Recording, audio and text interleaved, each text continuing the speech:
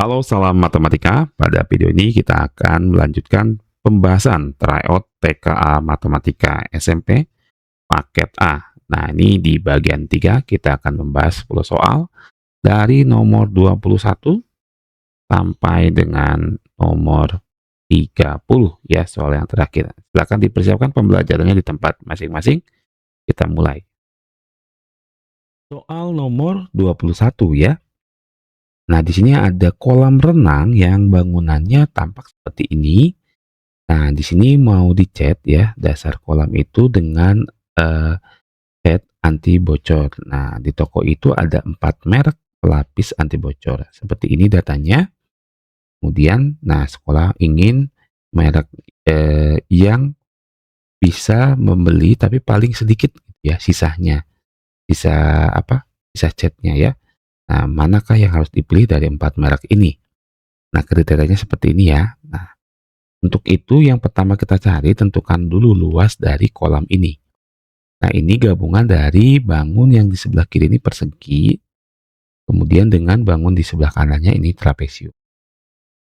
Nah, ini untuk yang persegi karena di sini adalah sama sisi ya. Persegi berarti ini 3 meter. Ini pasti 3 meter, ini 3 meter ya. Sekarang luas dari si persegi ini artinya 3 kuadrat atau sama dengan 9 meter persegi. Ini yang persegi. Sedangkan yang trapesium itu jumlah sisi yang sejajar. Luas trapesium kita tulis aja di sini ya. Itu jumlah sisi yang sejajar berarti 5 dengan 8 ditambah ya. Dikalikan tingginya ini dari sini ke sini. 3 ditambah 1 itu 4 dibagi 2. Berat dulu 2, 5 tambah 8, 13. 13 kali 2 itu dapat 26. Nah, ini ya kita tulis aja di sini 26 meter persegi. Jadi luas totalnya ya, luas kolam ini 9 ditambah 26, 35 meter persegi. Next, sekarang kita coba lihat di sini 1 kilo dapat melapisi sekian dengan 4 kriterianya ya. Jadi yang aquasil ya, aquasil kita coba hitung berarti 35 meter persegi kita bagi dengan 3 meter persegi. Ini dapat butuh 11 kilo ya, 11 kilo, tapi masih ada sisa itu sekitar 2 meter persegi. Nah, ini bisa kita sebutlah 11,2 gitu ya. Nah, lebih mudah karena kita mau cari sisanya. Hydrolog, hydrolog. Nah, ini berarti sama, kita bagi dengan 4 meter persegi itu dapat 8 kilo, tapi masih ada sisa 3 ya, 3 meter persegi. Atau ini kita lebih singkatnya 8,3. Yang ketiga ini waterproof ya. Nah, ini juga sama 35 meter persegi kita bagi dengan 3. Ini dapat 11 kilo juga tadi, sisanya sama 2 meter persegi atau ini 11,2. Yang keempat itu seal pro ya. Ini berarti 35 meter persegi dibagi dengan 4 meter persegi ini dapat sekitar 8 kilo, sisa 3 ya sama. Nah, ini sisa 3. Atau kita tulis 8,3. Nah, sekarang kita punya nih kebutuhannya. Sekarang kita tinggal lihat kemasan yang tersedia di toko ya. Berarti ini untuk yang aquasil karena ada 5 kilo dan 10 kilo, kita butuhnya hanya 11 kilo lebih ya. Maka ini bisa dikali 3 ya. Dikali 3. Nah, dapat sekitar 15 kilo ya. Nanti kalau kita beli yang ini, belinya jadi 15 kilo, butuhnya 11,2, maka sekitar sisanya, nah ini sisanya itu di 4,8 ya. 4,8 kilo. Hydrolog itu berarti sama, ini karena kita butuhnya 8 kiloan, di sini ada kemasan 4 dan 8, berarti ini langsung kita kalikan dengan 3 ya. Ini kalikan 3. Jadi kita beli 12 kilo. Nah, ini karena kita butuhnya 8 kilo, maka ini masih ada sisa ya, 12 dikurangi 8,3 itu 3,7 kilo. Nah, ini sisanya. Kemudian waterproof X. Ini waterproof X kita butuhnya 11 kilo, kemasan yang tersedia ini ya. Berarti kita kali 4 aja ya, kemasan 3 kilo, itu maka kita belinya jadi 12 kilo. Nah, butuhnya 11,2, sisanya berarti 12 dikurangi 11,2, itu di 0,8 kilo. Nah, yang terakhir Seal Pro, ini di 8,3, berarti ini kita langsung kalikan saja dengan 4. Ini bisa kita kali 4, dapat 8 kilo ya. Maaf, dikali 5. Kali 5, karena ini lebih dari 8. Kali 5, jadi 10 kilo. Nah, 10 dikurangi 8,3 ya. Itu sisa di 1,7. Jelas dari 4 cat ini, yang anjuran sekolah harus beli adalah cat waterproof X, karena sisanya 0,8 kilo ya. Soal nomor 22. Nah, ini ada UMKM celengan ya. Nah, ini mau membuat dengan bahan plat timah atau tin plate ya. Nah, celengannya seperti ini. Nah, ini ada jaring-jaringnya dari tabung ya. Nah, sekarang plat timah atau tin plate ini ada ukuran 60 kali 120 cm. Oke. Terus pemotongan dilakukan dengan rapi dan setiap jaring-jaring itu dibuat dari satu potongan utuh, tidak disambung, jadi utuh. Nah, berapa celengan maksimum yang dapat dibuat hari ini? Jadi kalau artinya satu potongan utuh tidak disambung, nah ini jelas berarti bukan potongan yang seperti ini langsung gitu. Potongannya akan membentuk seperti bentuk persegi panjang. Nah ini kira-kira. Jadi nanti dari sebuah timah yang besar, awalnya timahnya seperti ini ya. Nah, kita butuh potongan-potongan ini berapa banyak gitu, maksimumnya berapa. Gitu ya. Bisa diterima ya. Nah, sekarang kita hitung dulu, ini tinggi dari jaring-jaring ini dari atas ke bawah. Ini kan 20 ukurannya, diameter 10 itu sama aja dengan atas bawah juga 10, ini 10. Jadi totalnya di sini 40 cm. Sekarang yang ini lebar dari si persegi panjang ini itu sama dengan kelilingnya, berarti keliling dari lingkaran itu 2 pi r ya, 2 kali karena R-nya 10 berarti kita ambil 3,14. Sorry, R-nya 5 ya, R-nya 5 maksudnya, kali 3,14 berarti dapat 31,4 cm. Nah, ini. Nah, sehingga kita nanti istilahnya ya akan memotong potongan-potongan seperti ini. Dari modal tin plate timahnya 60 kali 120. Jadi kita buat sejajar kayak tadi gini nih, sketsanya gini. Nanti ini potongan pertama, potongan kedua, misalnya ini potongan ketiga, dan seterusnya gitu. Jadi kita akan buat potongannya seperti itu. Maka kita akan memposisikan si sketsa ini ya, atau yang tadi jaring-jaring tabung ini dengan posisi ukuran tin plate-nya atau timahnya 60 kali 120. Nah, ini ada dua opsi. Misalnya opsi yang A itu yang sisi 40 ini ya, sisi 40 cm itu sejajar dengan 120. Nah, bisa kebayang kan? Sisi yang 40 sejajar sama yang 120, jadi yang besar sama yang besar. Nah, maka ini jumlah barisnya ya, jumlah baris itu berarti kita bagi.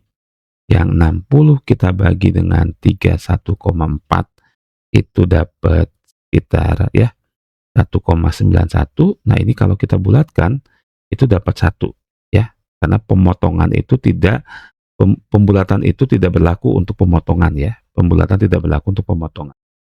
Sedangkan jumlah kolomnya berarti yang 120 kita bagi dengan 40 40, itu dapat 3. Nah, ini karena sama berarti ini.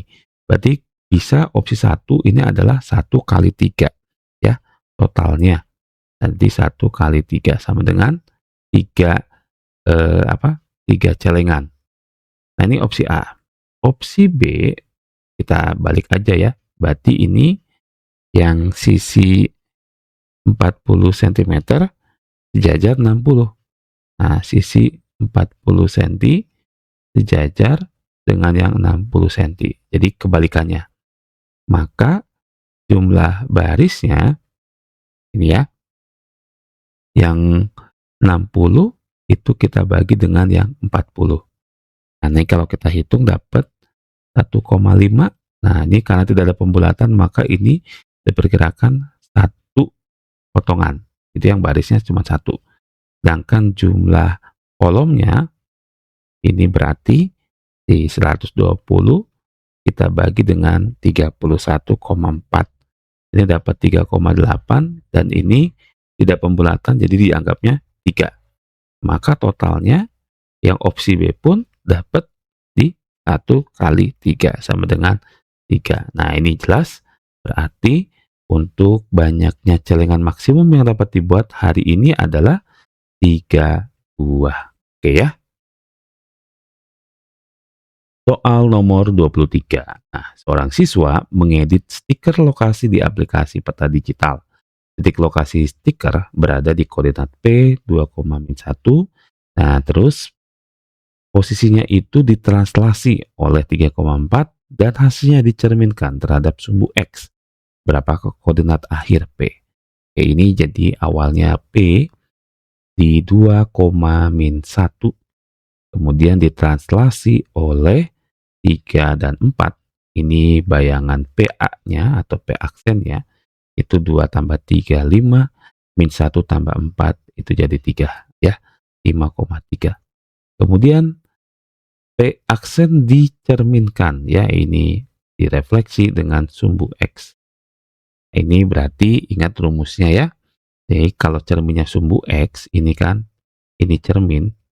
Cerminnya adalah sumbu X, maka yang bergerak adalah atas dan bawah. Oke, atas dan bawah berarti itu adalah Y-nya. Di angka 3, Y-nya harus berubah. Ya, ini P double aksen, jadi 5,-3. Oke, jadi jawabannya adalah opsi B ya. Oke. Soal nomor 24. Nah, seorang konten kreator sedang membuat video TikTok menggunakan grid koordinat. Logo channelnya berbentuk segitiga ABC dengan koordinat A, B, dan C sebagai berikut. Nah, agar terlihat simetris di layar, logo tersebut digeser 4 satuan kanan dan 1 satuan bawah. Lalu hasilnya dicerminkan lagi terhadap sumbu. Manakah koordinat bayangan titik C setelah kedua transformasi tersebut? Nah, karena yang diminta hanya C aja, abaikan yang A dan abaikan yang B. Gitu ya. Fokus hanya yang di C. Awalnya C di 2,4. Nah, digeser 4 satuan ke kanan dan 1 satuan ke bawah. Artinya ditranslasi oleh 4 ke kanan berarti positif dan 1 ke bawah berarti negatif 1. Maka C aksen ini akan dapat di 2 tambah 4 itu dapat 6. 4 ditambah min 1 itu dapat 3. Jadi di 6,3. Kemudian ini direfleksikan ya, dicerminkan dengan sumbu Y. Nah, kalau sumbu Y ya, seperti tadi soal sebelumnya, ini cerminnya itu adalah yang tegak, maka yang bergerak adalah kiri kanan. Kiri kanan berarti X-nya ya. Di sini berarti X-nya adalah 6. Berarti di sini C double aksen, 6-nya berubah menjadi min 6, X, Y-nya tetap yaitu 3. Nah, jadi jawabannya adalah min 6,3 itu opsi A. Oke. Soal nomor 25. Nah, sebuah gayung berbentuk setengah bola. Jari-jarinya 6 cm. Kemudian diisi penuh. Setengah bola, ya ini kurang lebih seperti ini, diisi air. Oke. Jari-jarinya itu 6 cm. lalu dituangkan ke dalam tabung kosong yang memiliki jari-jari 3 cm. Nah, ini kira-kira seperti ini ilustrasinya. Ini dituangkan ke jari-jari yang ukurannya lebih kecil 3 cm. Nah, tentukan tinggi air. Berarti tinggi air katakanlah segini, naik ya. Nah, ini tinggi airnya berapa? Nah, oke. Jadi sekarang kita punya pemahaman dulu bahwa volume air yang di sini ini adalah sama dengan volume bola ya. Karena bolanya diisi air ya, setengah bola ya, setengah bola lebih tepatnya. Jadi kita cari dulu volume airnya berapa sih? Itu 2/3 pi r pangkat 3. 2/3. Nah, di sini kita coba pi-nya jangan dimasukkan dulu, kali r pangkat 3, r-nya bola tadi adalah 6, jadi 6 pangkat 3. Nah, ini kita hitung dapat 144 pi. Inilah volume airnya. Next, setelah itu karena dia dimasukkan ke dalam tabung, akhirnya di sini kita artikan bahwa volume air itu sama dengan volume yang di dalam tabung ini. Kita buat persamaan. Nah, ini nih. Kita susun seperti ini dulu ya konsepnya. Jadi tabung ini isinya air, airnya adalah volumenya tadi, yaitu 144 pi. Volume tabung itu rumusnya pi r kuadrat T. Ya, pi di ruas kiri dan pi di ruas kanan kita habiskan. Jadi 144 sama dengan R dari tabung adalah 3, berarti 3 kuadrat atau 9 dikali T. Nah, ini sudah jelas ya, berarti T-nya 144 dibagi 9 dapat 16. Nah, maka tinggi dari si air pada tabung ini adalah 16 cm. Opsi D ya. Soal nomor 26. Nah, ini tentang data statistika ya, ini teori. Siswa kelas 9 ingin mengadakan bazar buku dengan konsumennya adalah siswa kelas 7. Nah, mereka mengetahui minat baca siswa, perlu mengetahui minat baca siswa kelas 7 agar yang dijual bukunya dapat diminati siswa kelas 7. Nah, sebelum kita menjual, kita melakukan survei atau melakukan pertanyaan. Nah, kira-kira rumusan yang tepat yang mana? Dari 4 pilihan ini setelah dibaca, yang paling tepat adalah B, yaitu genrenya dulu. Karena ketika kita mau menjual ke anak kelas 7 atau siapapun, pastikan kita tahu pasarnya yang kita tuju memiliki kesukaan apa dulu ya. Bukan minat bakat, bukan juga menyukai buku, bukan juga apa kamu memiliki perpustakaan pribadi di sekolah ya. Yang lebih tepat adalah menentukan genre atau jenis-jenis buku yang dibaca ya oleh siswa. Jadi jawabannya opsi B. Soal nomor 27. Nah, di sini ada data sebuah grafik ya, diagram lebih tepatnya diagram batang dari kunjungan objek wisata. Nah, ini dalam ratusan ya, dalam ratusan. Jadi ini tertulisnya 25, jadi 25 nolnya 2, 2.500. Ini jadi 2.000, 3.200, 4.800, 6.500, 9.500. Nah, ini adalah dari Senin sampai Minggu, tapi Jumatnya tidak ada. Nah, ini yang sebelah kiri banyak pengunjungnya ratusan, 100, 200 dan seterusnya ya. Nah, sekarang diagram ini belum lengkap untuk di hari Jumat. Nah, pengunjung ini yang diketahui dalam soal hanyalah pada hari Kamis 16%. Oke. Nah, dari total pengunjung selama seminggu berdasarkan informasi tersebut pilih 4 pilihan ini yang benar. Oke, kira-kira gitu ya.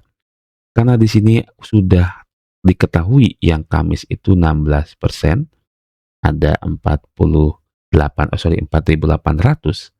Nah, maka ini tuh sebenarnya dari berapa kian yang totalnya semua gitu. Nah, yang Kamis ini bisa kita buat formulanya seperti ini. Jadi kita tahu 16% dikalikan dengan sesuatu apalah gitu ya, itu sama dengan 4.800 di hari Kamis.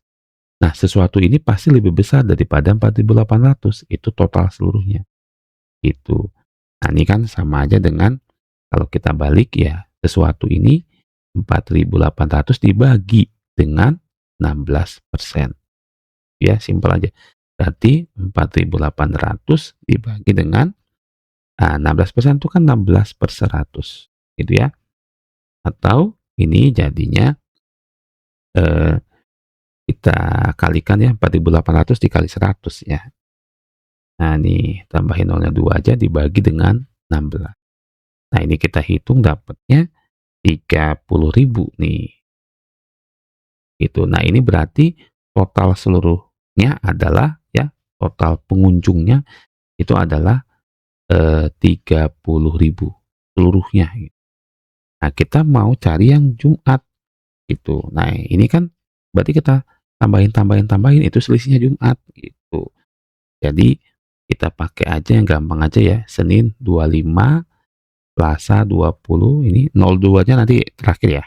32, terus ini 48, terus ini nah yang Jumat itu tadi kita nggak tahu, katakanlah X, terus yang Sabtu itu 65, yang Minggu 95. Nah, ini kita tambahin, dapatlah kalau kita hitung harus sama dengan di 300.000 ya, 30.000 dikurangi dengan sorry, di 285 ya, sorry, maaf. Ini salah hitung, di 285 ditambah X. Nah, ini kita sama dengan kan tadi masih di 300 karena kita nggak pakai 02 ya, sorry. Jadi X-nya 300 dikurangi 285 ya. Ini lebih lengkapnya. Jadi dapat 15. Sekarang di 02-nya kita masukin jadi 15, nolnya 2. Nah, gitu. Di 1.500. Jadi jumlah pengunjung pada hari Jumat adalah 1.500 orang. Pernyataan ini jelas betul. Ya. Penurunan jumlah pengunjung dari hari sebelumnya terjadi di hari Selasa dan Jumat. Terjadi di hari Selasa dan Jumat. Coba kita lihat. Penurunannya ada di Selasa dan Jumat. Yes, betul ya. Selasa ini turun 25. Jumat tadi kita dapatnya ini di Jumat itu sorry tadi lupa. 1.500 atau 15 ya, turun drastis. Jelas ini Selasa dan Jumat. Betul. Nah, terus yang ketiga, persentase jumlah pengunjung pada hari Jumat adalah 10%. Persentase pengunjung di hari Jumat 10%. Nah, ini gimana cara ngitungnya? Ya udah, kita coba dulu yang Jumat ya. Kita uji dulu yang Jumat. Nah, ini berarti dari yang kita tahu itu 1.500 dibagi totalnya 30.000 dikali 100. Coret-coret, ini coret 15 dan 30, dapat 1, dapat 2. Nah, ini 100 dibagi 20 ya, ini dapat 10% ya. Nah, kita coret ini jadi 10%. Nah, sementara di sini sorry, ini 50% ya. 50% dibagi 0 jadi 5%. Maaf, salah hitung, 5% ya. Jadi ini 10%-nya salah maksudnya tadi. Yang pernyataan 3 salah. Lalu pernyataan 4, jumlah pengunjung paling sedikit terjadi pada hari Selasa. Nah, ini jelas salah ya. Yang paling sedikit justru di hari Jumat. Nah, jelas. Jadi dari 4 pernyataan ini yang benar adalah pernyataan 1 dan pernyataan 2. Oke. Soal nomor 28. Ini ada data usia dari 12 sampai 16 tahun ya, anak dengan banyaknya anaknya. Oke. Nah, berdasarkan informasi tersebut, pernyataan berikut yang benar. Yang pilihan A, modus dari data tersebut 16. Apakah betul? Lihat. Di sini lihat nih, banyak anaknya itu yang paling banyak di 14 anak usia 15. Berarti modusnya itu harusnya 15. Pernyataan A ini jelas kontra alias salah. Pernyataan B, median dari data tersebut 14 tahun. Median itu nilai tengah ya. Jadi kita lihat dulu data ini ganjil atau genap. Kita jumlahin semuanya ini ya, ini dapat 40 data, berarti genap.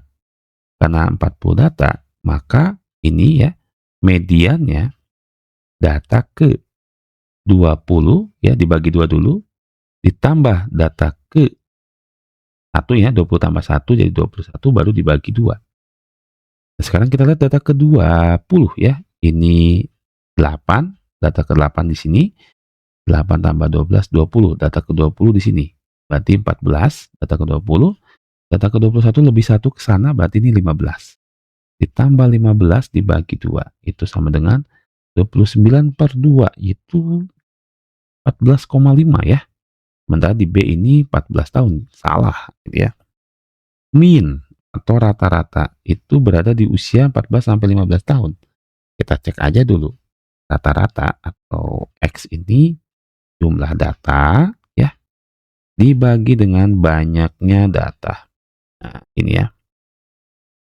Jumlah datanya dari mana ini nih? Ini dikaliin 36, ini dikaliin 65, ini dikaliin 168, ini dikaliin 210, yang ini dikaliin 96. Nah, ini ditambah-tambahin aja ya. Jumlah datanya 36, 65, 168, 210, 96 itu 575. Dibagi banyaknya data tadi 40 ya. Nah, ini kita hitung aja dapat di 14 ya, 37. Nah, ini rata-ratanya. Nah, katanya antara usia 14 sampai 15. Nah, ini masuk ya. Antara itu ya ini masuk 14,37. Oh, udah jelas jawaban C yang benar. Itu. Tapi kita cek dulu jangkauan data dari ini katanya 11. Jangkauan itu apa sih? Nah, jangkauan itu artinya yang data yang terbesar dikurangi data yang terkecil ya. Data itu bisa huruf apa aja, ini contohnya X ya. Yang terbesar itu adalah 16 ya, 16 tahun dikurangi yang kecilnya itu 12. Itu harusnya 4 jawabannya. Tapi di sini jawabannya 11, salah ya. Jadi yang benar di sini adalah opsi C. Soal nomor 29 ya. Pada kegiatan lomba antar kelas, OSIS mengadakan lomba mengambil bola dalam kotak ya. Nah, dalam satu kotak itu dimasukkan beberapa warna berbeda, ada 5 bola merah, 3 bola kuning, dan 2 bola hijau ya. Jadi merahnya ada 3, kuningnya ada, merahnya ada 5 ya. Merahnya ada 5, kuningnya ada 3, hijaunya ada 2. Nah, ini kalau di totalnya jadi 10 bola. Nah, tiap siswa itu hanya diperbolehkan mengambil 1 bola secara acak tanpa melihat ke dalam kotak. Kembalikan lagi ya. Peluang peserta mengambil bola hijau per 4. Peluang hijau itu ada 3 ya. Harusnya 3/10. Ini 4, jelas salah. Yang B, peluang peserta mengambil bola kuning lebih besar dari bola merah. Kuning lebih besar dari bola merah. Cek aja. Kuning 3, merah 5. Apakah pernyataan ini benar? 3 lebih besar dari merah? Salah ya. Yang B salah. Yang C, peluang peserta mengambil bola bukan kuning adalah 8/10. Bukan kuning berarti yang nomor 3-nya hilang ya. Bukan kuning itu berarti peluang merah dan hijau. Nah, merah dan hijau itu totalnya ada 7. Berarti 7 dari 10. Ini jelas salah ya. Yang D, jika peserta pertama mengambil bola kuning, bola tersebut tidak dikembalikan, peluang terambilnya bola kuning itu pada pengambilan kedua 2/9. Nah, kuningnya kan asalnya 3. Diambil 1 nih, jadi 2. Maka jumlahnya juga berkurang 1 nih. Ya, dikurangi 1 jadi 9. Maka peluangnya kuning itu 2/9. Nah, jelas ide yang benar ya. Oke. Soal nomor 30. Nah, ini soal yang terakhir dari 3 part kita ya. Oke, di soal ini tentang statistika. Kita perhatikan di sini ada tim sepak bola SMP Nusantara sedang mengikuti liga pelajar tingkat kabupaten. Selama babak penyisihan, mereka telah bermain sebanyak 10 pertandingan. Dari 10 itu, datanya 3 kali menang, 2 kali seri, dan kalah 5. Jadi kita tulis di sini menang 3, seri ya, itu 2, kalah itu 5. Totalnya adalah 10 pertandingan. Betul ya? Nah, terus Nah, ini pelatih ini menganalisis peluang mereka, timnya. Kemudian jika performa tim akan konsisten seperti saat babak penyisihan, ia dapat memperkirakan seberapa sering tim yang akan menang di sisa-sisa musim. Nah, pada musim ini tim Nusantara dijadwalkan akan tanding sebanyak 50 kali. Oke, kan 50 kali. Nah, Pak Arman ingin memperkirakan berapa kali timnya kemungkinan besar akan menang sampai akhir musim jika pola kemenangannya tidak berubah. Nah, dari data ini mana yang benar ya? Pilihan satu, jika tren kemampuan tetap, frekuensi harapan ya, tim untuk menang dalam 50 pertandingan adalah sebanyak 15 kali. Ini frekuensi harapan itu kita ujinya ya dari ini aja. Kan menangnya 3 ya. Nah, ini frekuensi harapan kita tulis dulu. Frekuensi harapan kan di sini kan untuk menang itu ada 3 ya. Berarti 3 dari 10. Nah, peluangnya 3 dari 10 dari total sebanyak pertandingannya berapa? 50 kali. Berarti ini sama dengan berapa? 15. Frekuensi harapan 15. Dan pernyataan 1 jelas benar ya. 15 kali. Jadi checklist dulu. Pernyataan 2 nih, peluang tim memperoleh hasil seri atau kalah adalah 50%. Peluang seri atau kalah, ini kan seri aja 2, kalah 5, mana ada yang sama ya. Jadi ini kita buatnya harusnya di jumlah ya 7, jadinya 7, nah seri atau kalah ya, ini kan kita harus jumlah ya, itu 2 ditambah 5, itu 7. Itu 7/10 ya, dikali 100%. Itu harusnya dapat di 70%. Tapi ini pernyataan 2, 50%. Jelas salah ya, tidak kita pakai. Pernyataan 3, rasio antara jumlah kemenangan dan jumlah kekalahan tim selama babak penyisihan adalah 3/5. Ya kita cek aja ya. Jelas sekali nih, menangnya 3 banding dengan yang kalah. Kalah, berarti menangnya 3 banding yang kalahnya adalah itu di 5, 3/5. Benar ya. Peluang tim untuk kalah dalam satu pertandingan adalah 20%. Kalahnya 5. Ya udah 5/10 aja tadi. Nah ya, 50% ini jelas salah. Ya. Jadi yang benar di sini adalah pernyataan 1 dan pernyataan 3. Oke, demikian pembahasan part 3 dari nomor 21 sampai 30. Sampai ketemu lagi di video selanjutnya. Salam matematika.